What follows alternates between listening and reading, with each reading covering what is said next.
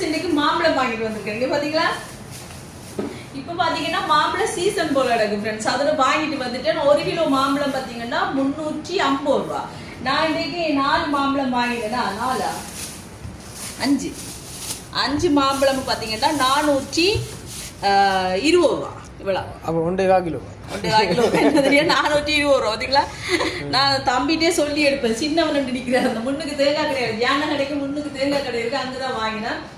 அந்த வாசமே செம்மையா இருக்கு. இதுக்கு புட்டை வச்சு சாப்பிடுவாங்க இந்த மாம்பழத்துக்கு. அதால தொடப்படா ஒருத்தர் மாம்பழத்தை தொடப்படா புட்டை வச்சுட்டு தான் தரப்படம் நல்லா இருக்கும். அதால யாரும் மாம்பழத்தை ஆட்டைய போறல பாத்தீங்களா ஃப்ரெண்ட்ஸ். ஆட்டுனா உண்டாவது சாப்பிடத்தான் வேணும் மாம்பழம். அப்படியே அது இப்ப நான் சாப்பிடத்தான் போறேன். பாத்தீங்களா நல்ல கருத்த கொழுப்பான் மாம்பழம் சூப்பரா புட்டை வச்சு சாப்பிடலாம். வறுத்த மாப்புட்டுக்கு நல்லா இருக்கும், அவிச்சு மாப்புட்டுக்கு நல்லா இருக்கும், அரிசி மாப்புட்டுக்கும் செம்மையா தான் இருக்கும் இந்த கருத்த கொழுப்பான் மாம்பழம். கண்டிப்பா நீங்களும் போய்